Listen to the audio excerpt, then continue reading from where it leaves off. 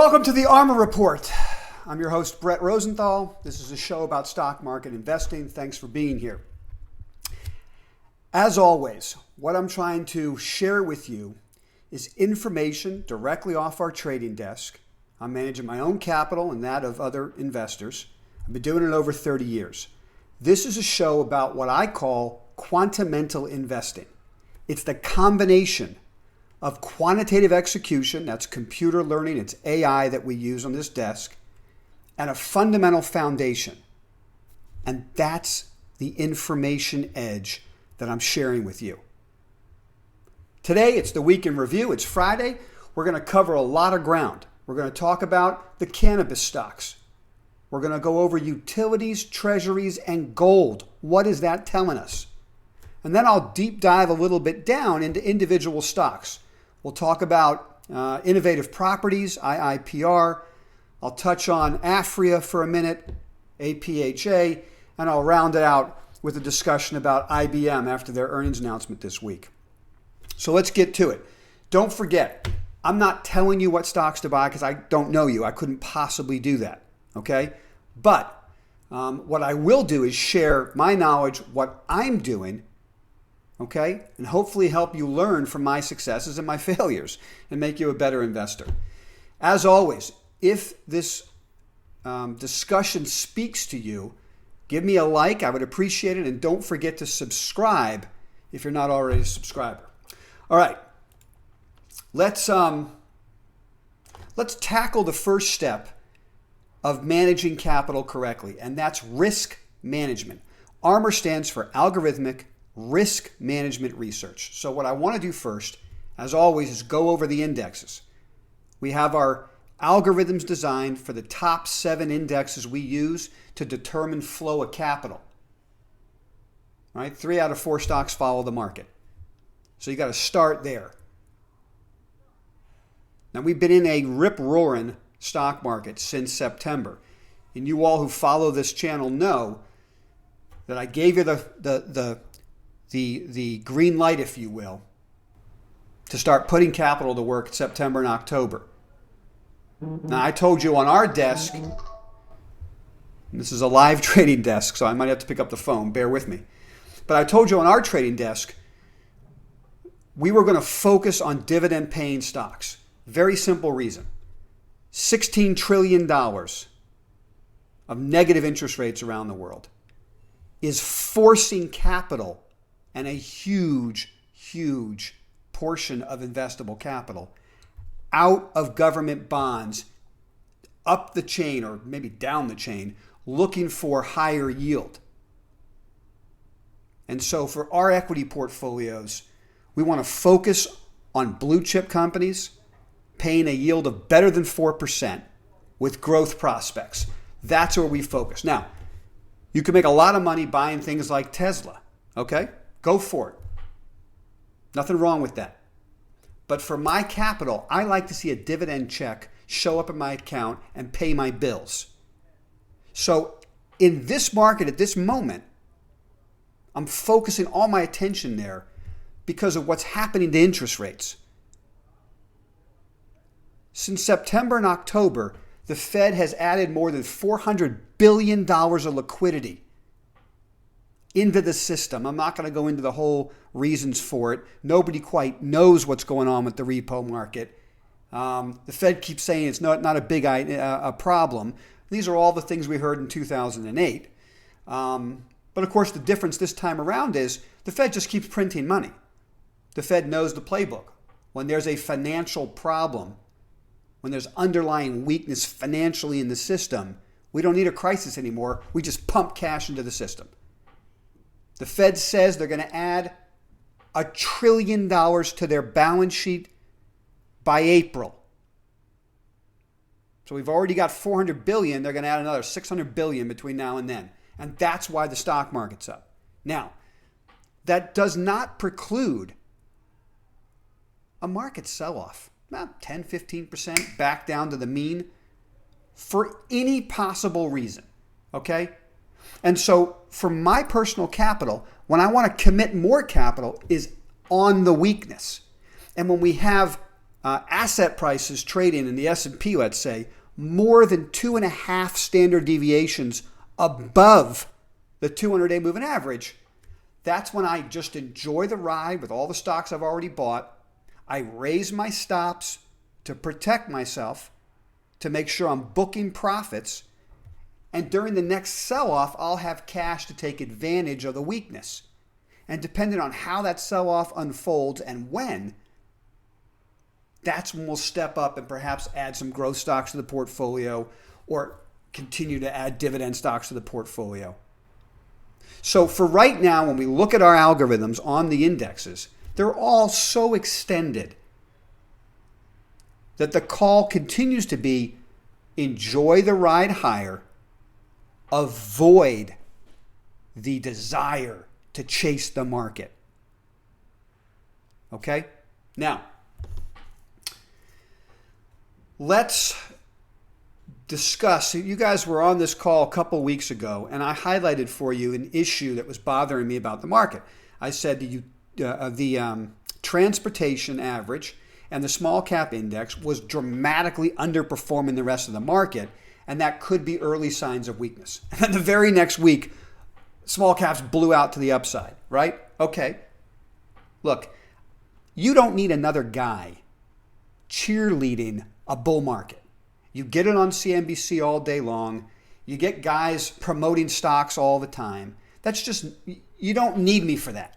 Okay? Go enjoy other channels for that.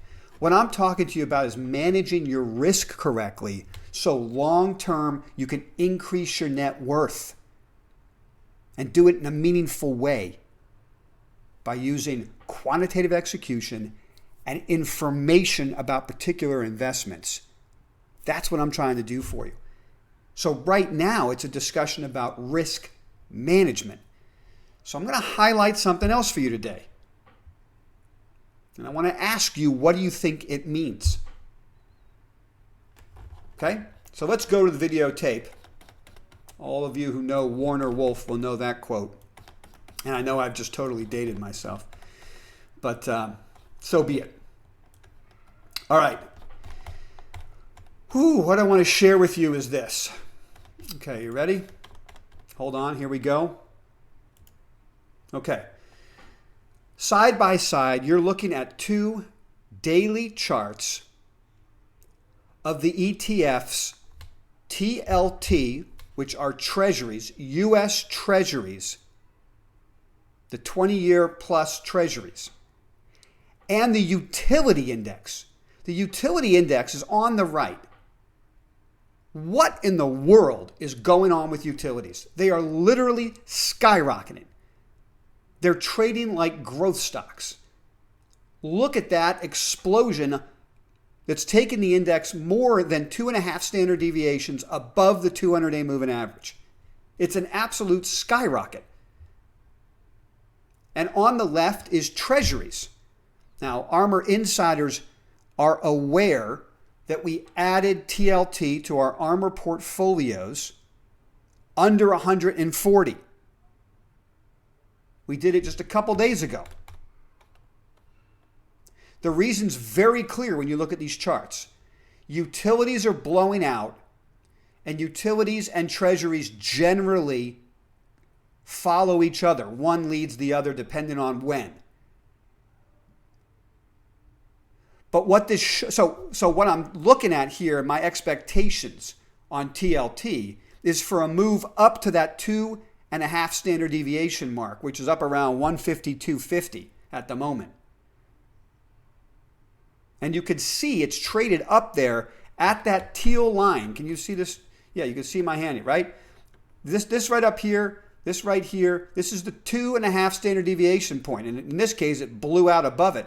And if I were to change this to 3 standard deviations, you'd see it would fit this chart almost perfect. And that'll take you up to a price of about 155 on TLT. And we're in there below 140. Okay? I'm going to be creating an ARMR Insider Eyes Only video about how we are going to manage our TLT position. It has a 2.5% yield, right? Because it's treasuries. It pays monthly.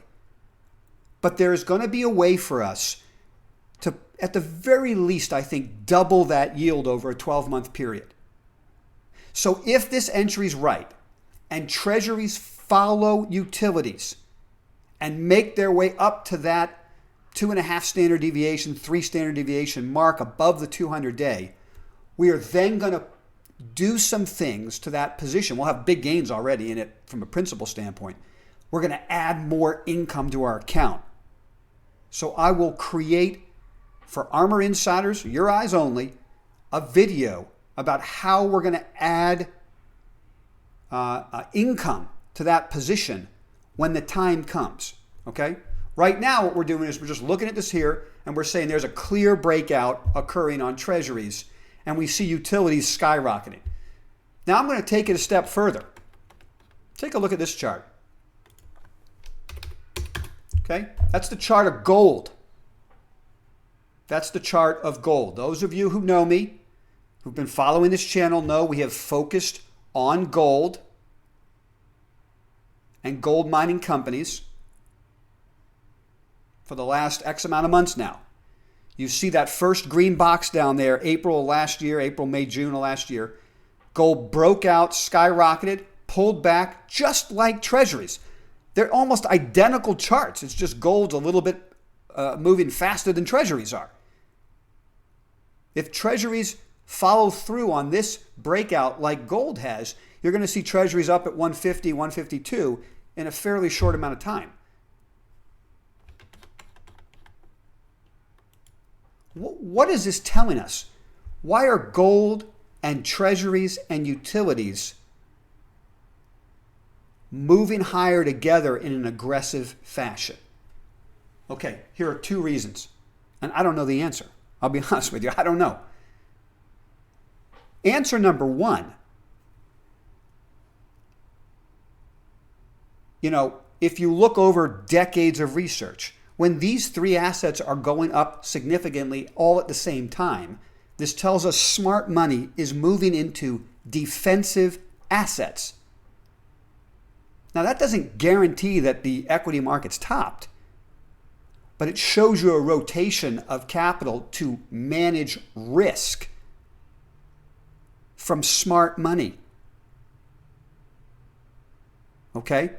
So at the very least, time to manage risk, which coincides and agrees with our algorithms about the big equity indexes. It's time to manage risk.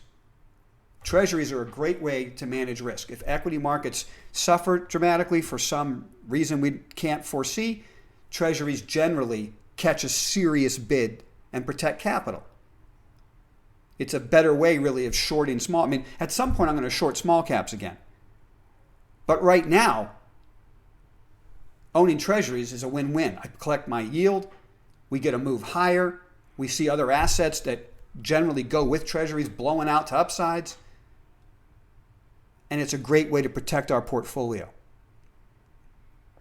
So, to wrap up this section of the video and the discussion that I'm having with you, we're enjoying the upside in the market, but we're cognizant of the fact that risk is elevated, and we're doing things now to protect ourselves so we don't give back all our returns. Okay? Now, Alexander asking me about what do I think of oil stocks in the next couple of weeks. Oh, you know what? Before I get to that, let me just say, I said there's 2 reasons why these 3 indexes are going up. One is that risk management, smart money, protecting assets. The other reason could be that we've got another $600 billion worth of liquidity coming to the market. Smart money sees it.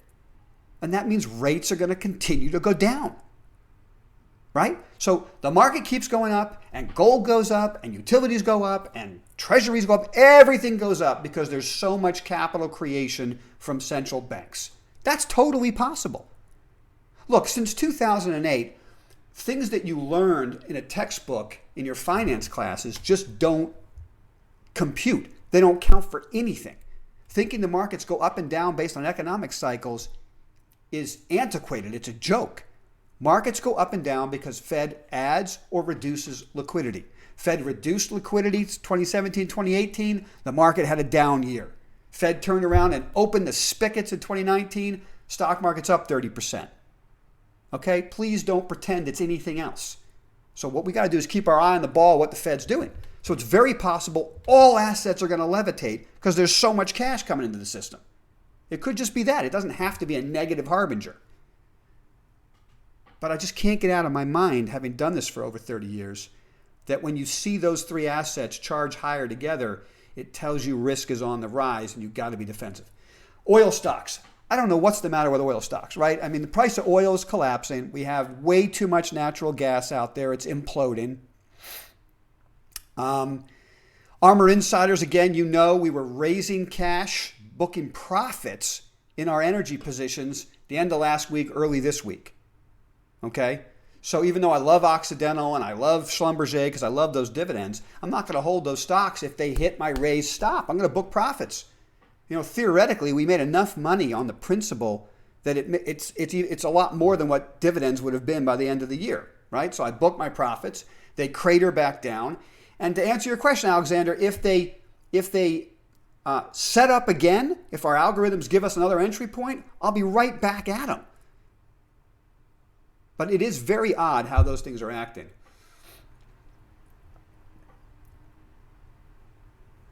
All right, so let's move on.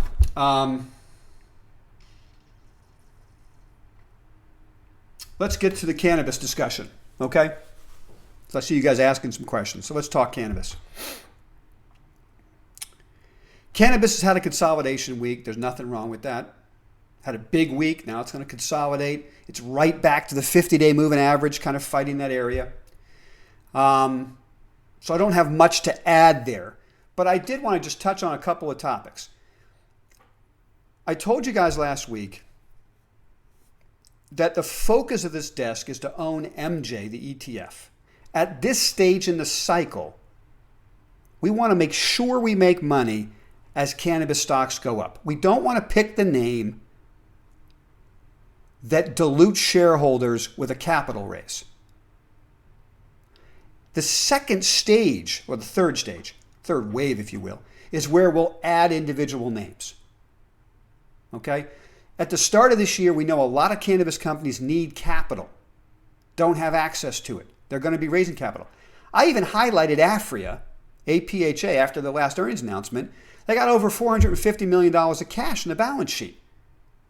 And yet they just did a capital raise today. And the stock is down 5% on the news because it's dilutive. And I would have put them in the category of they have enough cash, right? They say they want to raise some cash to do their international expansion, whatever. My point being, if APHA, who already has a bunch of cash, is doing a capital raise, you better believe the guys who don't have enough cash are desperate to do it. And this is why you don't want to step on any landmines of companies that have to raise capital. So on our desk, for my money, I'm not telling you what to do. I don't know you. I couldn't possibly say go buy this stock and don't buy that one. Your risk tolerance is different than mine, and I respect that. I'm just sharing with you my knowledge and my experience. At this stage in the cycle, I want the whole group. I don't want single stock risk. Okay? Moving on to innovative properties, IIPR. I've talked about this a lot here. ARMR Insiders, you know, at the start of the year, I did a video for you guys just about IIPR. In that video, I talked about a risk, right? The risk is companies going to want to raise capital. And every time they announce a capital raise, the stock goes down initially. But I love when they do a capital raise. It's a REIT. It's different than APHA doing a capital raise, which is a company or any of these other growers who are running out of money and they do a capital raise.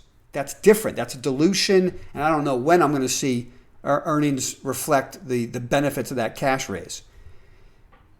Innovative Properties is a REIT. Their job, literally, is to go raise capital and then put the capital out and increase the dividend. That's how this works. So they raised $40 million in the fourth quarter last year, and they just announced $150 million raise right now, and they just did it today. Bang, it's done. 73.25 was the price they priced it at. And the stock's trading at 78.32 right now. The stock's only down $1. They increased their float 17%, and the stock's just down $1. I know you could say to me it was up yesterday, and so it gave ground yesterday. It's true. Somebody knew they were going to do the secondary, right? So the stock's down 1 point today. 1%. Well, yeah, it's $1.12. Okay. The reason the stock bounced so quickly, it was trading at $75, last night, and 74 and change. People were panicking. Now the stock's 78. The reason the stock is moving higher and is not, it's not a negative when they do a capital raise, is because this company, if you believe that they can put that money out, in other words, invest it in cannabis grow facilities in the U.S. in the next 6 to 9 months, which is what they've been doing, which is incredible, by the way. The average REIT raises money, it takes 12 to 24 months to place the capital, and they've been placing it in 6 to 9 months. If they keep doing that, and they keep placing it at a yield of better than, let's say, 12%, then we're going to see the dividend increase this year. And as a REIT owner, that's what I want. It's a 5% yield now. Who knows what it'll yield by the end of the year? So I love this capital raise. They must see an opportunity. The CEO of the company was buying shares the last 3 or 4 months. Now, insiders sell stock all the time for all kinds of different reasons. Maybe they need cash to buy a house. Who knows what they're doing? But there's only one reason an insider buys a stock, right? And his average price was around 73. If you look at what he bought, his average price was around $73. And they do the secondary at 73 and a quarter, and the stock is 78. Think about that. Don't ever be scared out of a stock because someone barks at you that there's insiders selling. Insiders sell for all kinds of personal reasons.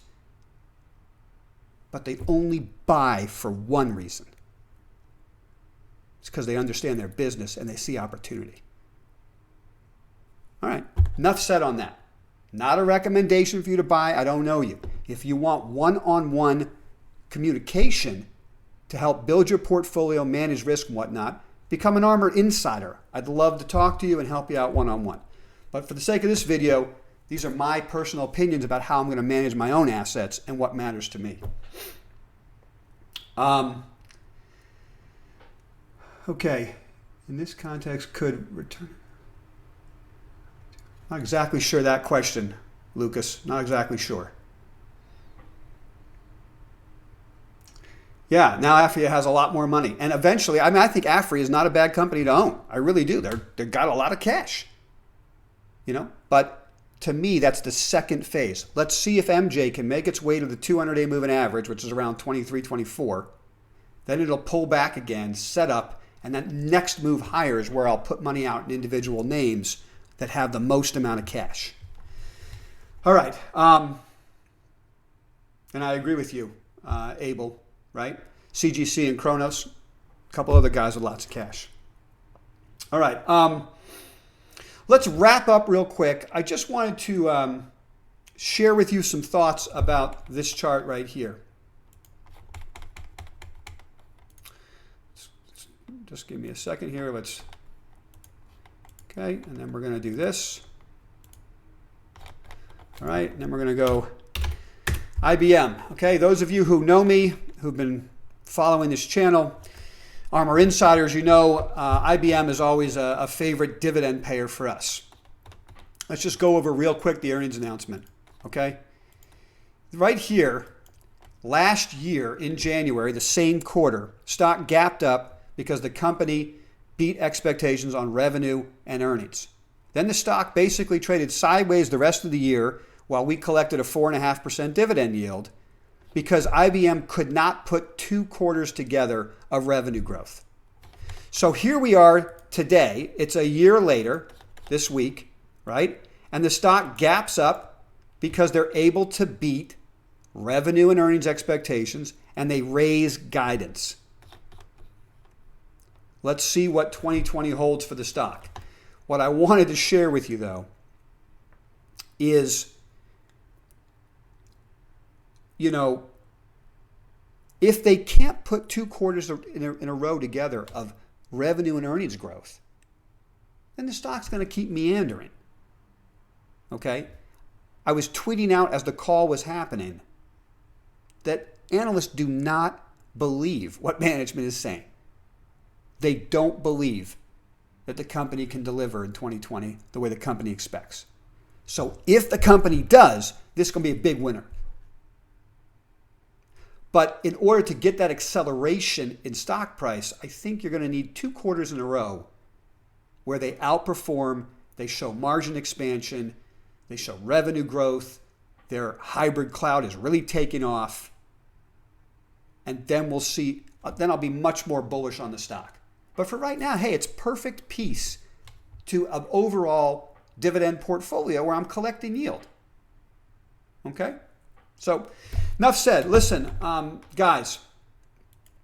Oops, sorry about that. Again, if you've liked it, please make sure to like it for me. I appreciate it. Subscribe to the videos. I'd love to have you. And remember rule number 76. No excuses. Play like a champion. Have a great weekend, guys.